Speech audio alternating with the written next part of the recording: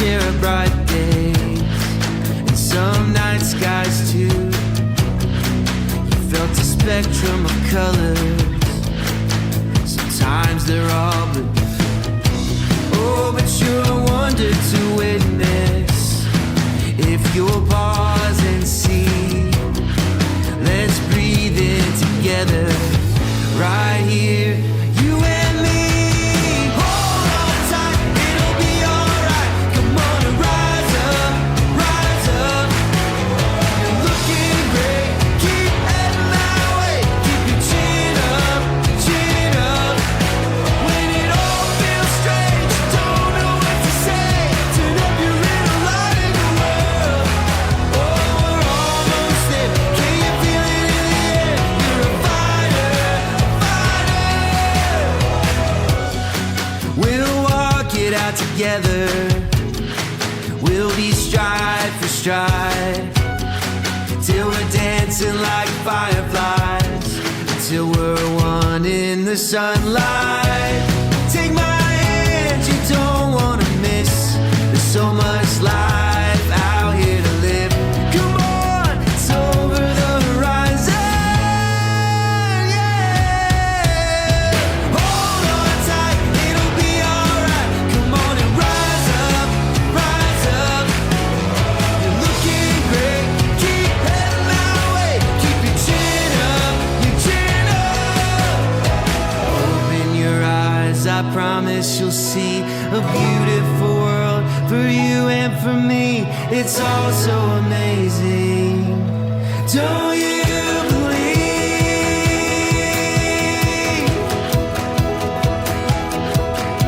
Yeah.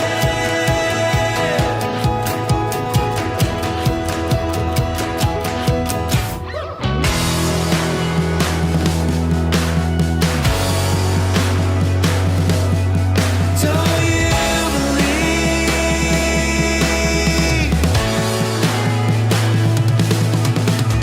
Hold on tight, it'll be alright. Come on and rise up, rise up. You're looking great, keep heading that way. Keep your chin up, chin up. When it all feels strange, you don't know what to say. Turn up your little light in the world. Oh, we're almost there. Can you feel it in the air? You're a fighter, a fighter. You're doing great, and it's a brand new day. So turn up your little light in the world. Oh, we're almost there. Can you feel it in the air? You're a fighter, a fighter.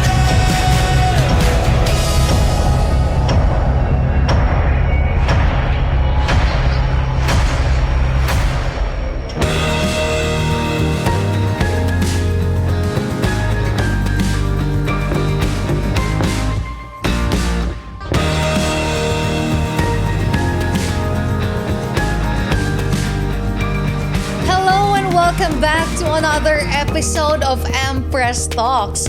And napaka-inspiring ng kasama natin tonight is because she was a former nanny, OFW in Morocco, na kumikita doon ng 19,000 sa isang buwan as a nanny.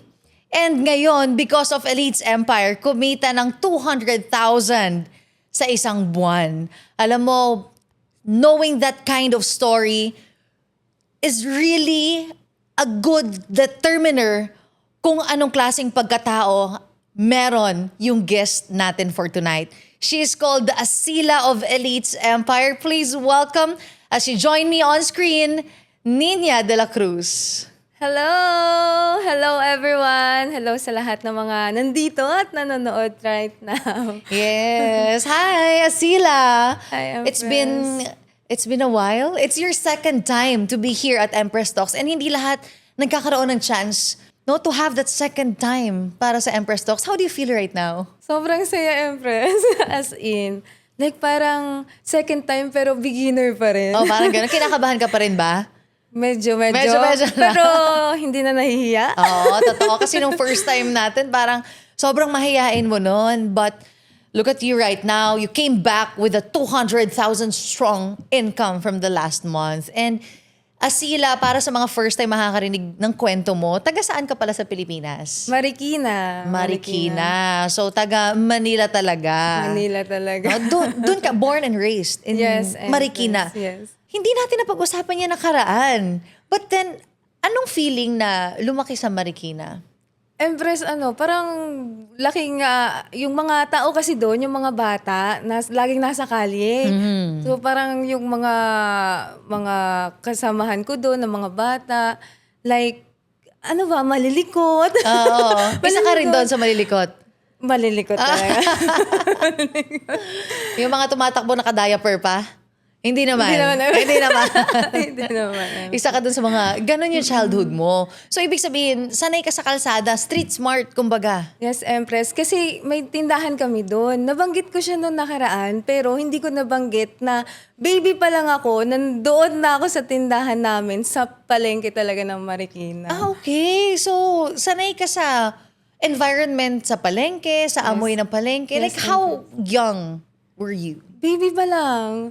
Baby. As in, kasi Empress, parang dalaga pa lang yung nanay ko, nandun na yung pwesto namin sa Marikina. Tapos parang nung nagkaanak na, nandun pa rin. Hanggang ngayon, nandun pa rin. Hala, ang cute. Until now. Yes, Siguro sobrang dami niya ng suki. Dami na. Definitely, no? Dami. Anong mga binibenta ng nanay mo doon? Pagkain, Like, Mga meat ulam, or... yun. Ulam talaga. Nagsimula kasi siya, Empress, na kape lang. Kape lang yung tinitinda doon. Tapos, ang upa doon, 40 pesos per day. Pero mga kapanahonan pa ba na, hindi pa ako pinapanganak. Mga ganun. Then, hanggang ngayon, naging 15,000 per month. Pero, nagkape, merienda, then naging ulam, merienda, parang mix-mix na ba? Ganun siya. Alam mo, ang naaalala ko sa palengke na kinakain ko dyan, arroz caldo. Pag galing, di ba? Alam mo, namamalengke na sila, tapos gutom. Kakain ka ng arroz caldo. May mga ganun kayong tinda. Yes, No, nakakatuwa. Kasi ganun ka na itaguyod ng mama mo. Ang papa mo, anong work niya? Ano siya, Empress, like, parang food concessionaire. Tama ba yung food Yes. concessionaire? Nagagawa siya ng mga puto, dinideliver sa mga tindahan din, gano'n, Pero kasi, Empress, yung parents ko, separated kasi sila. Pero ang maganda kasi sa parents ko is, batik sila. Oo, parang alam Like, sila, cool lang. Yes, Oo. kahit may mga kanya-kanyang family, magkapit-bahay man. Oo, magkapit-bahay lang sila. pati yung bahay ng tatay ko at dun sa palengke, as in walking distance lang. Kaya parang okay lang, chill-chill lang. Ang ganda nun kasi they are very open about it, no? Kung ano yung magiging relationship nila.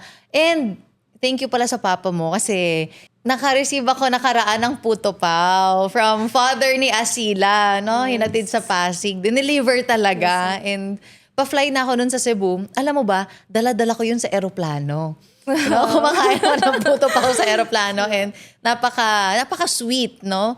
Knowing that. And definitely, sobrang supportive nila sa'yo. Yes, Empress. Ngayon. Ngayon. Sa business. Pero dati? Dati hindi talaga. So before ka nag-abroad, as an OFW, anong work mo sa Pinas? Ang dami, Empress. Kasi sa amin magkakapatid, syempre yung nanay ko na lang talaga yung nagtataguyod sa amin. Then, hindi talaga kaya ng finances. Ako, sabi ko parang, ayoko naman na hindi makagraduate. Kasi yung mga kapatid ko hindi nakagraduate. Then, nag-working student ako. Kung hindi kasi ako nag-working student, mahihinto ako ng college, kolehiyo. Nag-working student ako hanggang sa na-promote, na naging empleyado. Kasi after ng working student, nag-graduate, graduate ako. Na-promote na, yun na yung nagamit ko yung pagiging engineer ko. Doon ko na siya nagamit. Pero sabi ko, wala talaga maliit yung sahod. Habang nag-working student ako, grabe rin talaga yung pinagdaanan ko. Hindi rin basta-basta kasi unang-una pinag-aral ko yung sarili ko. Sabi kasi ng parents ko, kung mapanood man ng mother ko to, proud pa rin ako, syempre.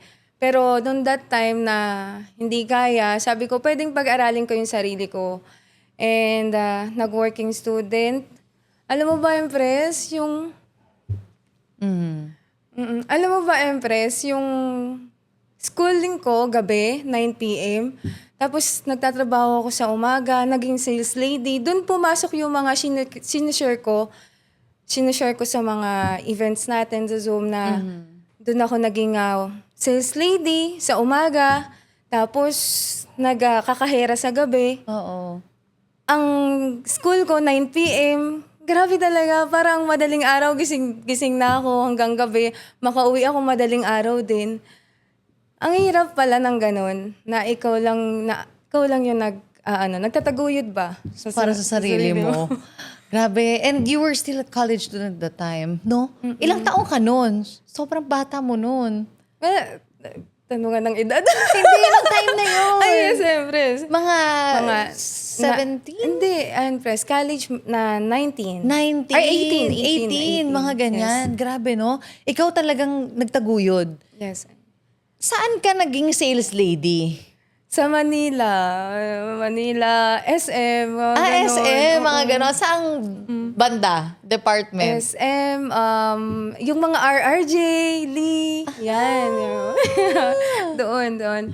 Pero talagang pinilit ko talagang mag-working student kasi kung wala rin akong finances sa sarili ko. Ang galing mo. Then, nung working student pa ako, alam mo ba, Empress, dun yung dumating na nagtitinda rin ako ng mga puto, gawa ng tatay ko, proud na proud pa ako, sinasama ko pa yung kapatid kong babae. Then, dinadala ko sa office kung saan ako nakakarating para lang magbenta ng puto, pandagdag, naalala ko pandagdag ng school. Yun. Saan ka nagbebenta ng puto? Kahit saan, Empress, nag-aalok talaga ako. Kahit sa mga ibang work ng dati kong work, ganun. Para lang may pandagdag. Napakasipag mo. Sobra. Gano'n ka katagal nagbenta ng puto? Matagal, Empress. Hindi lang siya puto, pati yung mga ulam ng galing sa nanay ko. Oo. Tapos magkano kinikita mo nun sa isang puto? 20 pesos. Isang pack na yon, isang pack. Parang tubo ba? 20, tapos minsan tatawaran ka pa ng mga kaibigan. 10 piso, minsan 5 piso. Oo, alam mo ba, Empress, gumagawa pa ako ng group chat. Sabi ko, sino yung gusto ng sino gusto ng ulam, ganito. Eh, yung sa amin kasi, Empress, sa palengke, sa amin, yung pwesto namin, nanay ko lang yung parang naka-experience pa siya ng bagong menu. Tawag doon, tortang talong. Ay, tortang talong, tortang giniling. At saka tortang crab. Yun. Bali, kami lang yung nakagawa. Nanay ko ba. Kaya parang proud ako na ibenta siya. Sa amin lang meron yan. Then, ayun, yun siya. The pioneer, and we have the unique selling proposition from our karinderya. What's that? Meron kaming tortang crab, no? Yung mga crab meat na hinimay, tapos tinorta. Ay, ang sarap nun. At saka, tortang giniling, ang sarap din nun, no? Ay, nako. Ang sarap. Mapanood ni Mother, mabigyan. Oo nga. Ayun siya. And I know that your mom and dad, sobrang proud sa'yo nun. Kasi imagine at a very young age, naisipan mo na magkaroon ng initiative for you to be able to sustain yourself and para kumita ka. And how do you see it right now? Naging gift ba siya sa'yo? That tears came from joy? Nung naalala mo yung moment na yun, parang naiyak ka ba dahil grabe yung napagdaanan mo and that's it? Or naiyak ka dahil grabe napagdaanan mo and ito ka na ngayon? Tears of joy. Kasi parang binabalikan ko siya na nakatulong ako sa parents ko. At the same time, nakatulong ako sa sarili ko. Kasi kung hindi ko siya ginawa, baka hindi ako nakagraduate. Kasi until now, ako pa lang talaga yung Nakagraduate. nakagraduate sa amin. Yung kapatid ko, pinapaaral ko siya ngayon. Wow. Malapit na rin siyang mag-graduate. Pero nagsusustento naman yung stepdad ko sa kanya. Pero nagbibigay din ako. And gusto ko siyang makagraduate kasi, syempre, para hindi na lang din ako yung, parang masabing proud ba? Kasi ang mga parents pa naman, lagi nilang sinasabi na mag-aral kang mabuti para meron kang diploma, makakuha ka ng magandang trabaho. parang yun yung pinaka-best gift na mabibigay namin sa kanya. Since hindi naman ganun kaganda yung pamumuhay namin. Ganun. And then growing up na nasa palengke, anong feeling mo nun, nung bata ka pa? Na feel mo na ba na, ay, we are somehow financially, ito yung status namin. Naka-feel ka ng motivation nun? Wala, Empress. Wala, para ka lang talagang batang, you don't know what's rich na mga tao or parang wala lang, na parang Wala lang. dun ka lumaki. When was the time na na-feel mo na gusto mong tumulong sa mga magulang mo? Nung nasa ibang bansa na ako. Kasi nung nagtatrabaho ako dito, like naging engineer, naging sales lady, nagtitinda, wala lang talaga. Masaya na nakakatulong, masaya na natutulungan ko yung sarili ko kasi nakakapasok ako sa school. Pero yung pinaka na gusto kong silang magala, travel, and everything sa ibang bansa, yung talagang parang rich ba? Sa ibang bansa ko na lang siya naramdaman. Kasi, mas mahirap pala ang buhay sa ibang bansa maging OFW. Ayun siya. And sabi ko, dumadating yung time na wala din talaga ako mabigay. Kasi, pag magpapadala from Morocco to Manila, sobrang mahal. As in, ang mahal ng transaction fee. Yung bahid ba? Yung mga ganun. Tapos, ang liit-liit ng sahod ko. Ayun. And, sabi ko, hindi talaga pwede. Hindi talaga pwede. And on time, kasi actually, Empress, wala akong Facebook nung pagdating doon. Bakit? Wala. Nag-alis ako ng Facebook. Kasi sabi nila, pag mayaman na, mga ganun-ganun ba. Kaya nag-alis ako ng Facebook. Nag-open lang ako nung time na yun nang na-share ko nung last time, may nangyari din sa akin. Pagbukas ng Facebook ko, yun na yung bungad. Elites Empire. Elites Empire. Kaya nagpapasalamat talaga ako sa Elites Empire. Doon ako nagsimula na magkaroon ng motivation sa sarili na, ano ba itong mga taong to? Ang gagaling naman. Parang nung una, hindi pa ako na-amaze. Pero nai-inspire ako kasi may mga nakaka-uwi for good. May kumikita ng malaki, ng nasa Pilipinas. Winish ko rin siya Nung after nung may mangyari sa akin sa ibang bansa, winish ko rin siya na sabi ko, Lord, bigyan mo ko ng pwede kong mapagkakitaan na nasa Pilipinas, hindi na ako mga ibang bansa. Kasi 2 years pa nga lang ako doon, pero sobrang hirap. What if pa kayo yung mga 15 years, 20 years? Kanina nga lang, Empress, bago tayo magsimula, parang napascroll lang ako saglit sa Facebook. Yung mga kasamahan ko, nagla-live. Sabi ko, ang saya niyo naman dyan. Pero, yung saya ba, parang OFW, hanggang doon lang. And yun yung napipil ko pala before. Na parang hanggang dun lang. Hanggang Hindi dun mo lang. hindi mo naisip na mag-asawa ng Moroccan? Di ba? Kasi galing ako ng Morocco. And then nag-meet kami ng mga leaders doon from Elites Empire. We were at Casablanca. Saan ka doon? Casablanca. Casablanca ka. So, yun yung first stop nung eroplano.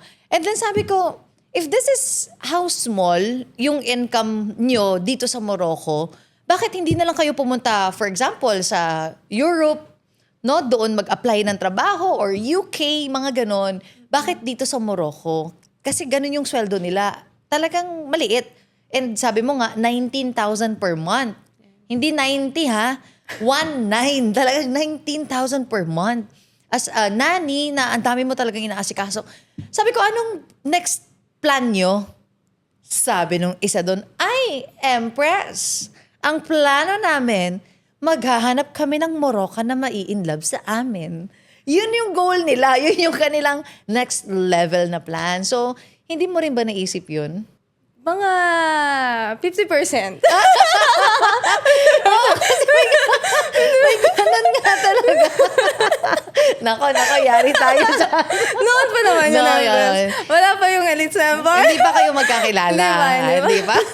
Pero totoo, talagang yun Totoo yung yun. nag-iisip nila. Totoo Kasi nga, once na pero grabe ang mga Moroccan, ang gaganda, no?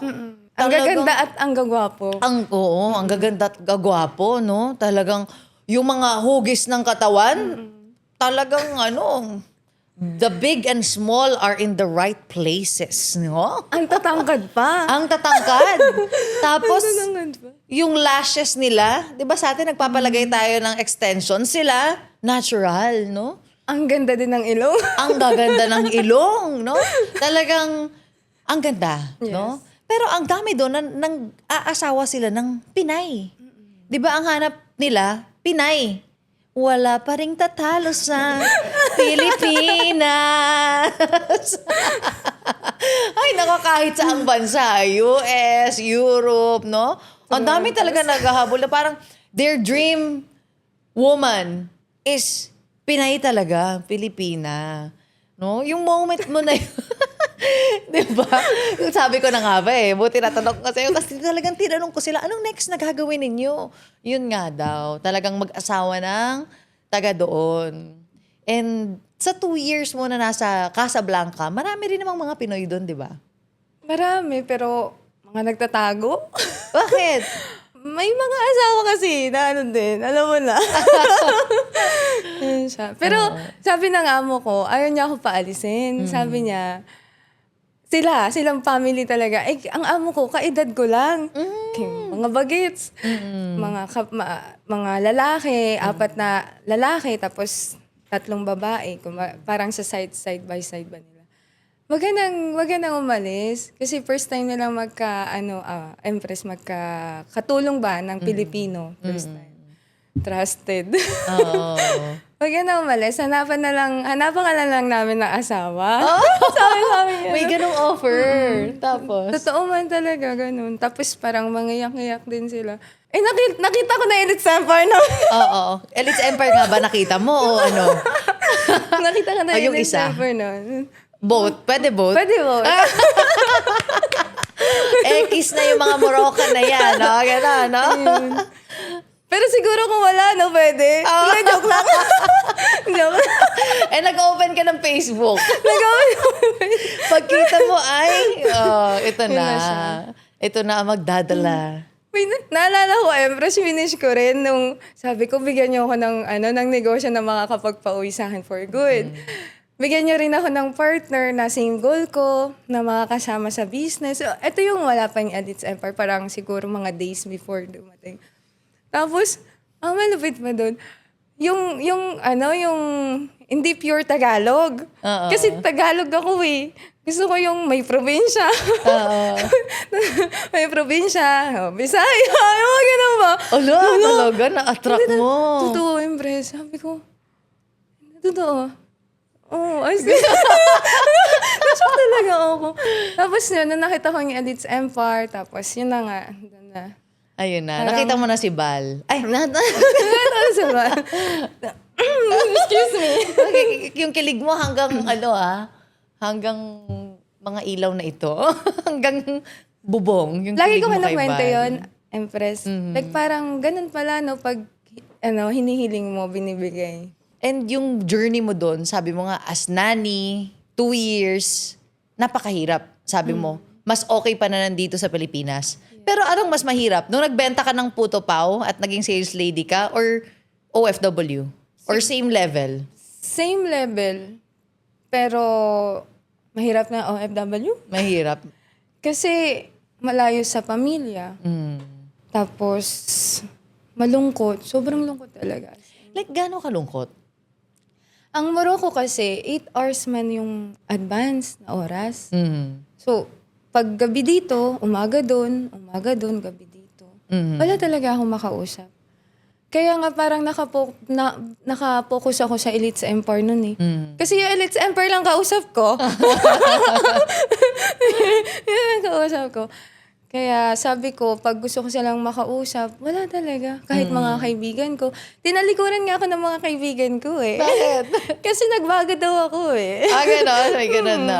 Nagbago daw ako. Pero okay lang. Kasi sabi ng mga mentors ko, yung unang magbabago sa'yo pag ginawa mo to is yung circle of friends mo. Naniwala naman ako. May mga gano'n talaga. There are friends who will be there by your side kahit maging successful ka or gumanda yung antas ng buhay mo.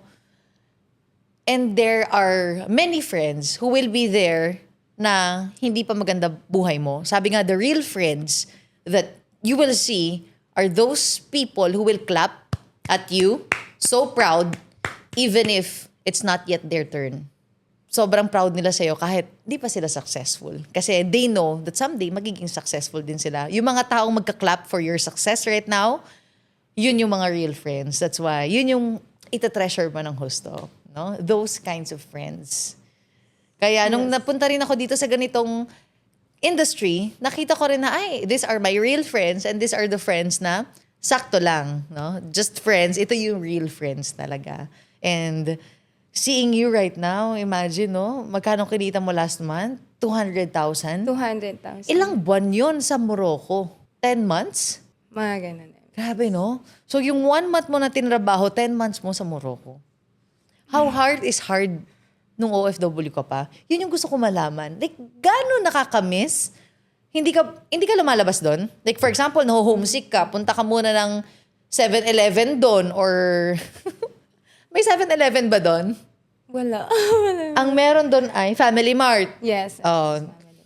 Pupunta ka muna ng Family Mart, ganon? Hindi impress. Kasi meron silang sarili bang parang utusan ba na mag-grocery, ganun. Homesick kasi, hindi ka, pag magtapong ka lang ng basura, parang titignan ka pa nila sa camera, yung mga ganun ba. Kasi yung ibang mga foreigner doon, takot silang lumabas yung mga Pilipina kasi tinatakasan. Tinatakasan kasi yung iba, hindi naman ganun kaganda yung amo na nakuha ka, bait ba? Kaya parang takot sila na maiwan ba ng mga Pilipino. Well, actually, it's really possible. Kasi, ang Morocco, walang visa. Pag Philippine visa ka, di ba? Kahit passport lang dala mo. Di ba, diretso ka na? Isa pa sa reason yun. Kaya parang takot talaga sila ng lumabas. Kaya yung mga- bantay sarado. Now I get your point na pag sinabi mo na homesick, na malungkot talaga doon. Kaya pala. Kasi talagang parang dito lang kayo. Ganun lang yung ginagawa nila. Kaya nga, 4 months pa ako bago nagka-day off. Grabe, 4 no? months. So 4 months, nasa bahay ka lang. Bahay lang talaga. Pero nakakalabas ka naman. Pagka lalabas nila, ayun. Magtatapon ng basura, halimbawa. Pag pupunta sa parents, bahay ng parents, ganun. Kasama ka rin, lalabas. Kasama. Tapos may uniform ka doon? Or... Meron, pero hindi ko ginamit. Oo.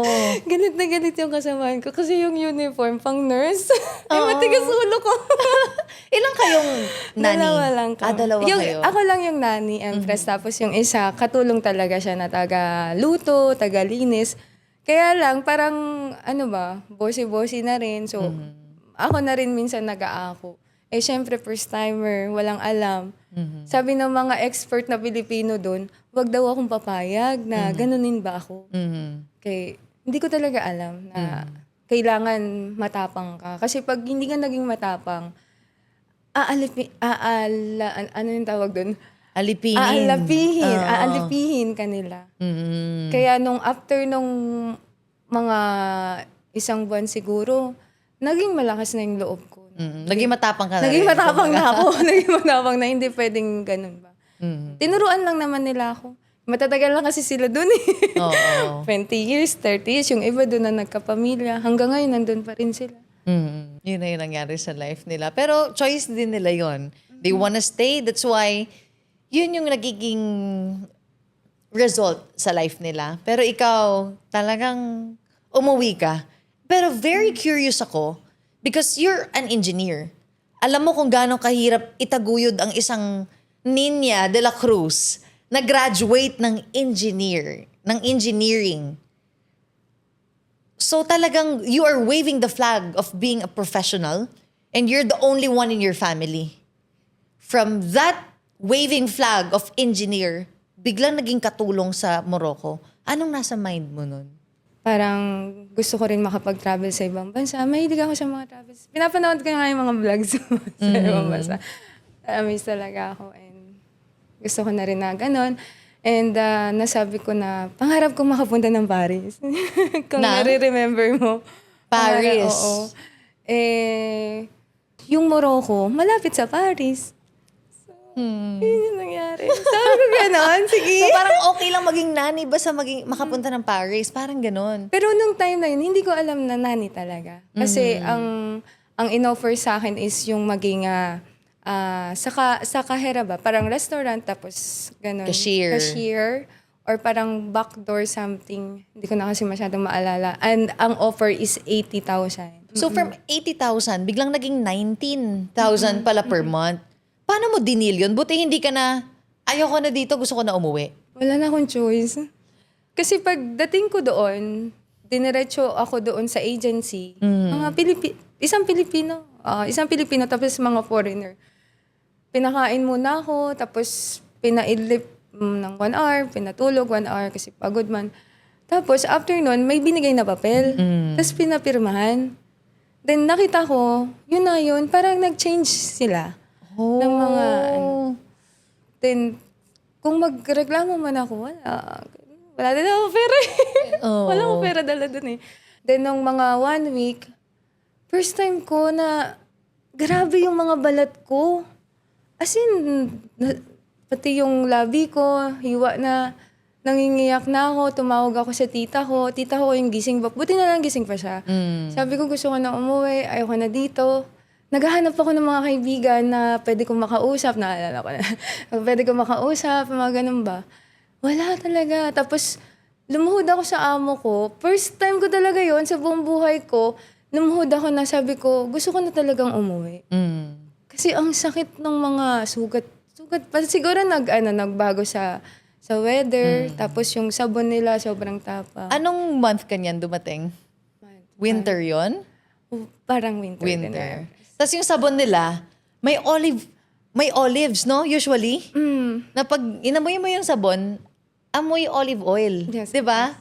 Mahilig sila sa ganun. Shampoo, olives din. Yes. 'Di ba? Mahilig sila sa ganun talaga, olives. Kahit nga yung palaman sa tinapay, tinry ko ilagay yung olive, parang olive oil something na spread siya. Pagkagat kong ganun, no? Parang boom, it's really a burst of olives, no? Yun yung may experience mo doon. So yung time na yun, nag-rashes ka, mga ganon. Hindi ka pinayagan kahit lumuhod ka. Hindi. Ang sabi lang nila sa akin, papayagan ka namin, pero pag binalik ka namin sa agency, ililipat ka lang nila sa ibang amo. Malaki pa yung bahay na lilinisin mo. Itong bahay namin, maliit lang. Anong gugustuhin mo? Mabait naman kami. Parang ganun ba? Naawa din sila sa akin. Kasi parang alam na rin nila yung patakaran ba. Bigyan ka namin ng isang gabi, pag-isipan mo maigi, pag talagang decided ka na, payagan ka namin. Pag nagbago yung isip mo, sige, dito ka lang sa amin. Ganun. Tito ko, tita, ganun. Tita, anong gagawin ko? Ganun ba? Sabi niya, sige, subukan mo muna kasi mahirap nandiyan ka na sa ibang bansa. Doon pa yung dumating na pandemic. Pag bumalik ako, wala akong trabaho talaga. Ganun ba? Sabi ko, sige, wala akong mapapadala sa akin. Mga ganun ba? Sige, parang, sige na nga, ganun na lang. Sige. Then, mabait naman sila. Ayun, hanggang sa, umokay din naman yung situation. Then, isa pa na sabi ko, gusto ko po ng day off. Yun yung hindi rin nila mabigay sa akin. Pero naging honest sila na, kasi may mga Pilipino nga na ganun. Okay, sige. Pero yun yung time na homesick na talaga ako. Oo, tapos wala kang day off? 4 months, no? 4 months din. Grabe. Totoo yun na parang minsan umiiyak ka talaga. Hindi minsan, Empress. Araw-araw. As in, Anong nasa mind mo nun?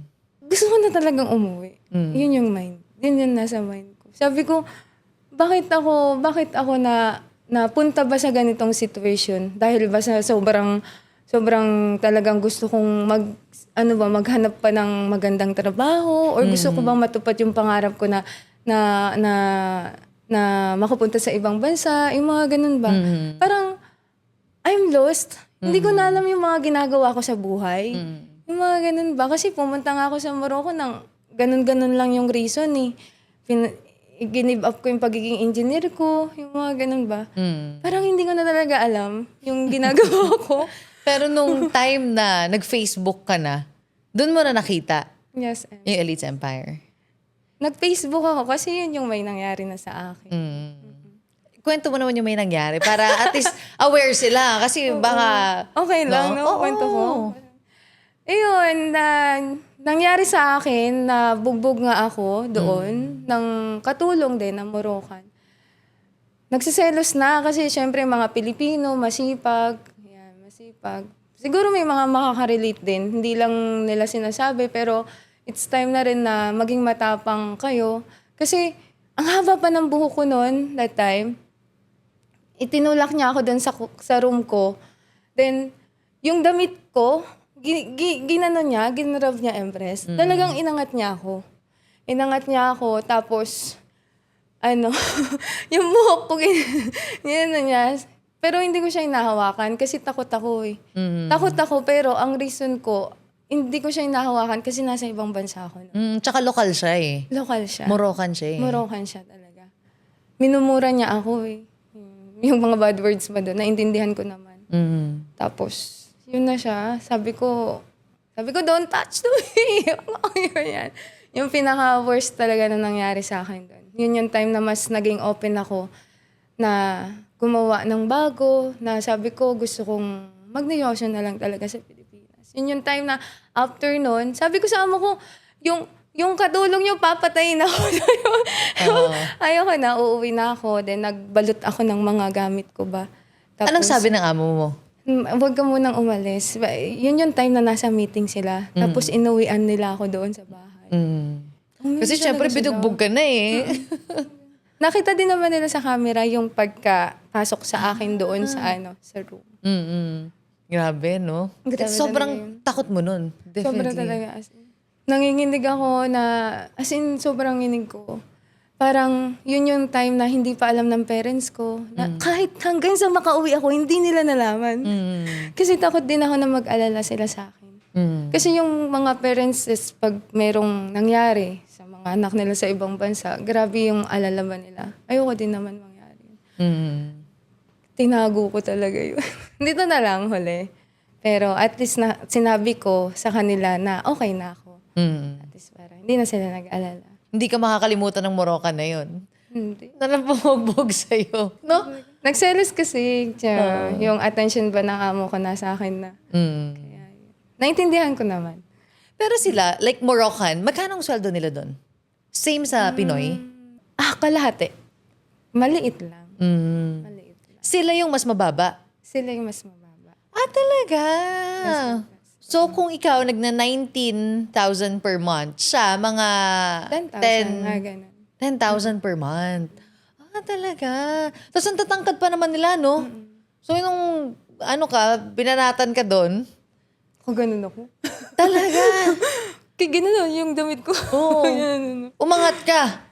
Hindi naman na yung parang pinipigilan ko lang. Kala ko cartoon siya, inangat ng gano'n, no? Palapit na. Ganun na talaga. Nakagano'n na kasi siya eh. Oo. Gigil siya sa akin eh. Sabi ko, wag mo ginaganon ko siya. Tapos, nag-words ba ako ng mga Filipino words ba? Kumbaga, takot din siya. Flip-top kayong dalawa na hindi nyo naiintindihan kung ano.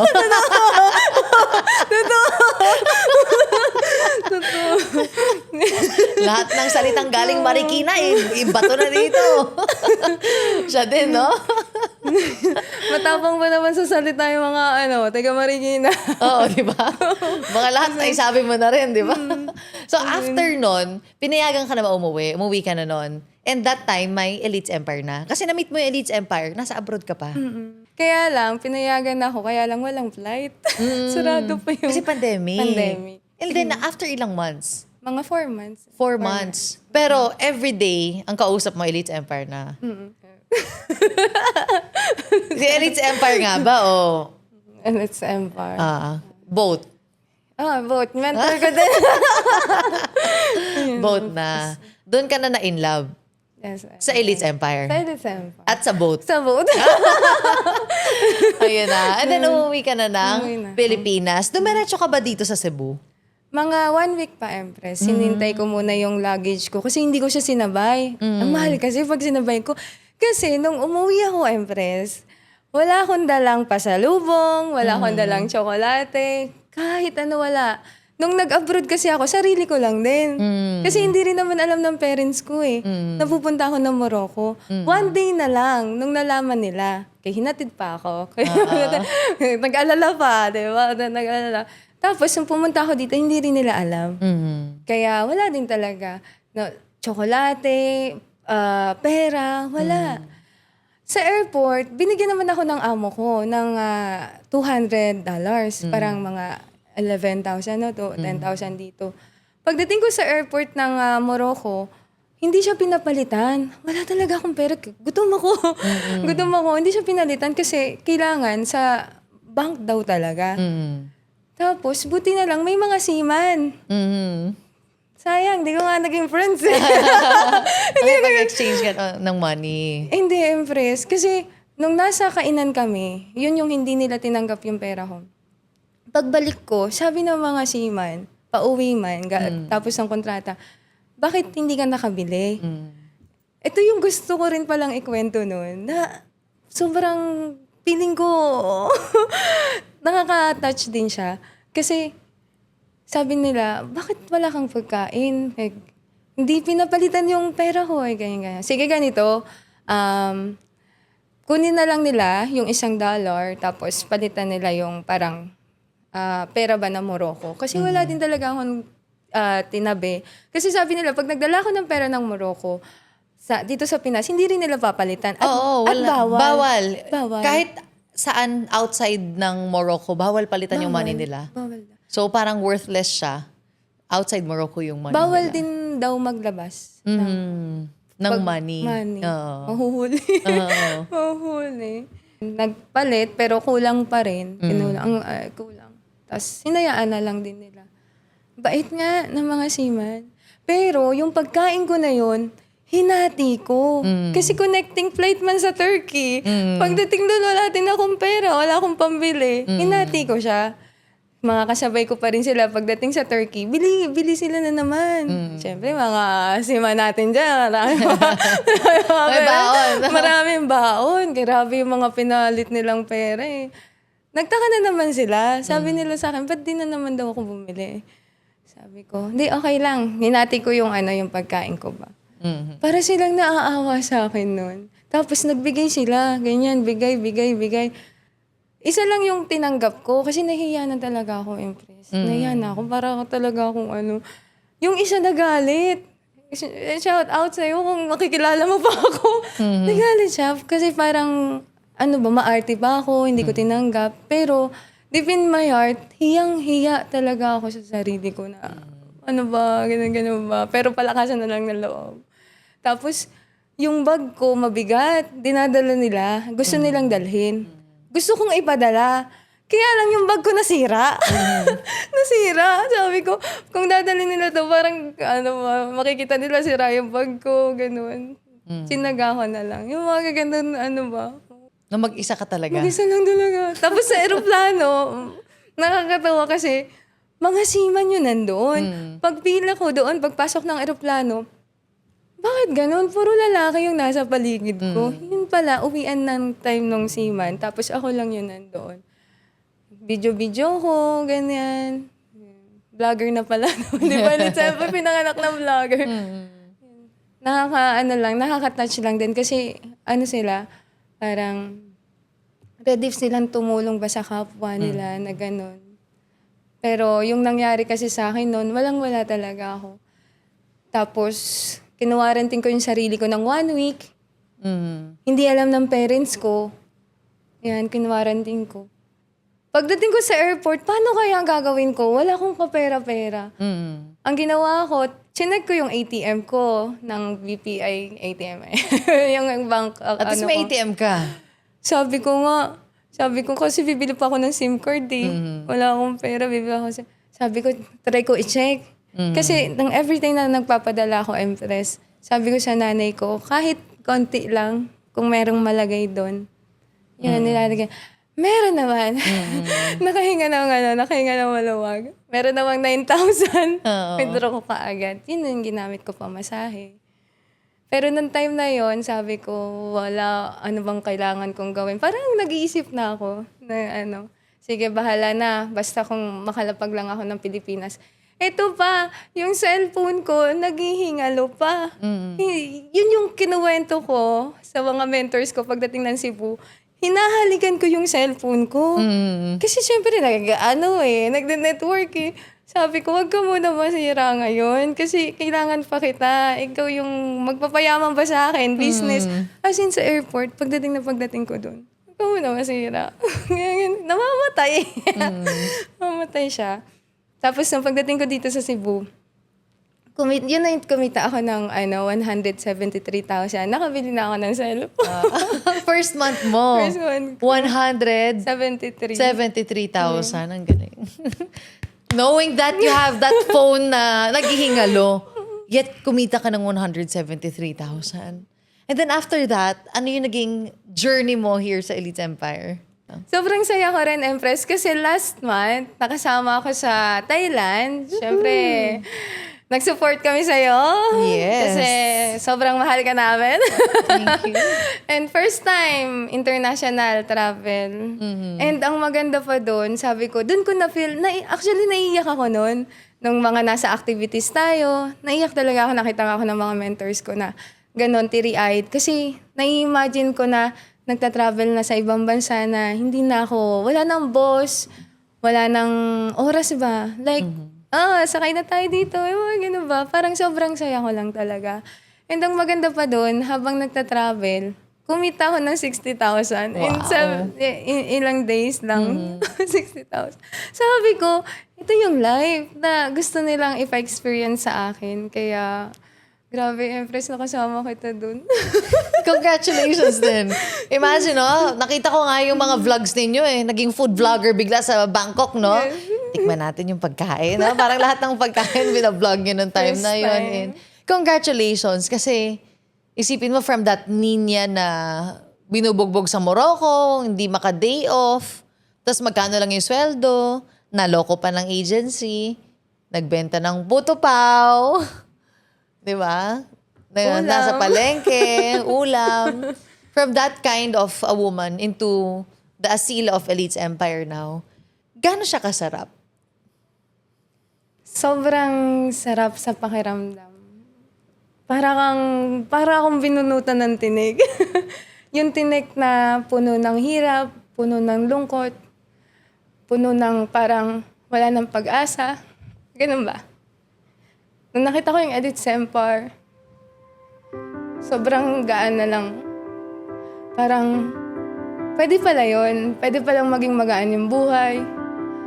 Pwede palang gumanda yung buhay. Pwede palang maging masaya. And doon ko mas nakita na life is so abundant. Kasi dati hindi ko din alam yun yung mga ganon. Hindi ko alam. And dito ako nagkaroon ng motivation sa Elite Empire. Yung mga kausap ko dati, hindi naman talaga ganito. Pero with you, kayong lahat, sobrang nabago talaga ako. Totally. Nabago talaga ako. Nagpapasalamat ako sa Elite Empire na dating from someone na lost, sobrang lost. Ngayon, ang ganda na na-experience and excited pa ako sa more pa na magiging achievements ko with Elite. And of course, Thank you, Asila, for that. Kasi napakalayo ng buhay na meron ka. Siguro, kung makikita mo dati, bedroom na lang Kamusta yung kwarto mo noon nung nasa Morocco ka? Compared to ngayon, di ba? That you're experiencing this. Anytime na gusto nyong lumabas, kumain ng kung anong gusto nyong kainin, nabibili ninyo, grocery, nakakapunta ka, and how blessed your life is right now. tuwing gigising ako sa umaga, nakangiti ako. Like, ang sarap ng tulog ko. Naka-aircon. Naka-aircon. Kasi kahit sa amin, wala naman kami aircon. Pero masaya yung life. Kaya lang, mas best life yung ngayon. Kasi, ang ganda rin talaga ng binigay sa akin na Elite Empire. Gigising ng... Ang ganda ng view. Ang ganda ng view, may aircon. And, yun, wala nang amo. Ikaw na yung amo. Ako na yun. Ano feeling nun?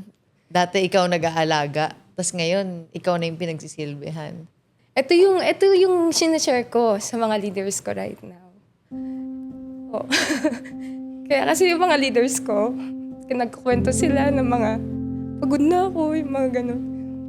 Doon ako nakarelate na sabi ko, kung anong na-experience ko right now, gusto ko ma-experience nyo. Kaya sobrang dami kong kasama na makakasama din sa sa training natin sa Ascendo. Yes. Yun, training.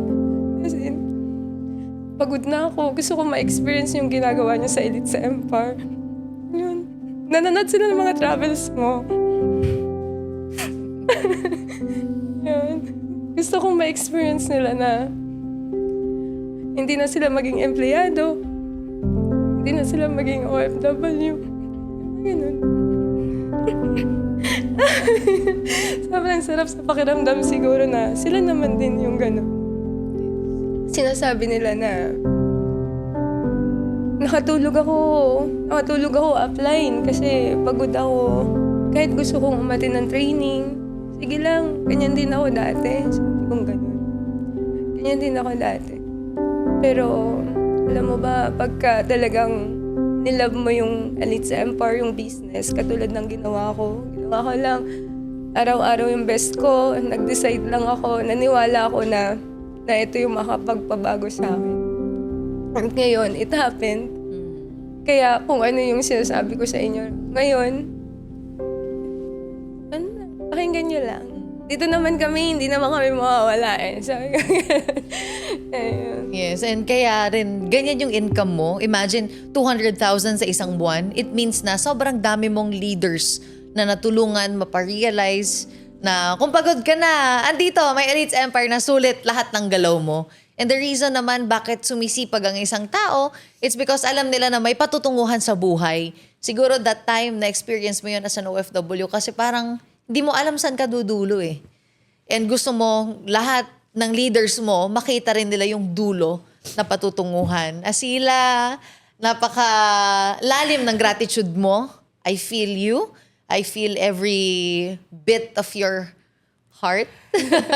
Ramdam ko yung layo ng buhay na meron ka noon sa ngayon. Siguro may mga moments right now in our interview na parang kinalimutan mo na yung panahon na yun pero parang pilit mo siyang inaalala. Pero as you look back at those moments, at least ngayon, ibang buhay na yung meron ka. Ibang asila na yung meron ka.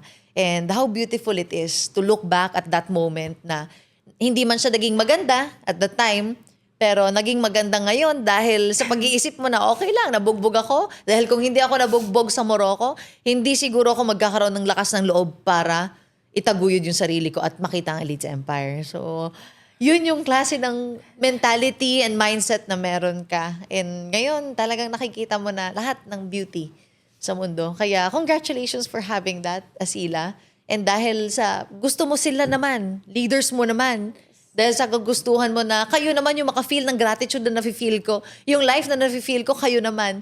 Dahil sa desire mo to be able for your leaders na makita yon, kaya ka binibless ng sobrang daming leaders na committed din sa negosyo. And sobrang inspiring ng kwento mo. Sobrang inspiring ng heart mo, ng life mo, ng journey mo. Kaya napaka-blessed mo. And more results to come, Asila. Yung mga travels, madali lang yan sa'yo. I know that you can travel around the world.